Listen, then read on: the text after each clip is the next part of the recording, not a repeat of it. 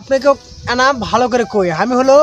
মধ্যবিত্ত গরিষ্ঠ ঘরের সোল বুঝতে পারতেন মানে আমি না প্রেম প্রেম প্রিয়সী ভাব মানে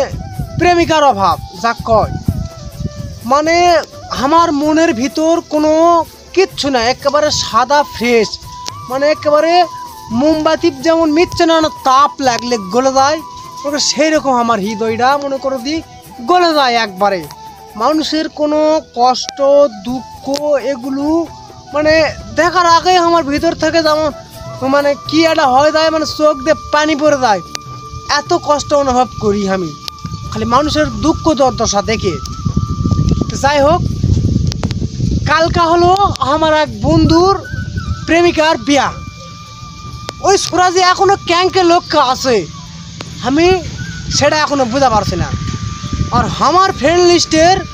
কোনো একটা বান্ধবীর যদি শুনি দি কালকা দেখতে আসে বা বিয়া হবে এইরকম যদি কোনো একটা শুনি আমি আমার ভিতরে একেবারে মোমবাতির মতো মনে করো দি এনা হিট খালি এনা হিট লাগার দরকার এনা হিট লাগলেই মনে করো গলে শুয়ে একেবারে অসাতল মানে ওরা যদি ক্যাঙ্কে কী করে আমি কিছু বুঝতে পারি না আমার ফ্রেন্ড লিস্টের বান্ধবীকে বিয়া হলে আমি ঠিক থাকা পারি না এত কষ্ট হয় আমার ভিতরে আর এর 8টা 10টাকে প্রেম করে এর যে কী হয় আমি কিছুই বুঝি না এটা চলে গেলে আর এটা ধরে ফেলাই কে রে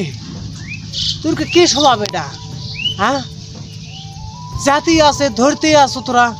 তোরা কি কখনো ভালো হব না মানে